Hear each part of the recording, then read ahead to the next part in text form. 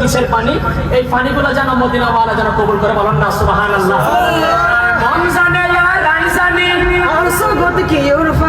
আর সবুজ কিউর পানি, এই শব্দটা সবার শিখতে হবে। আমার মন জানে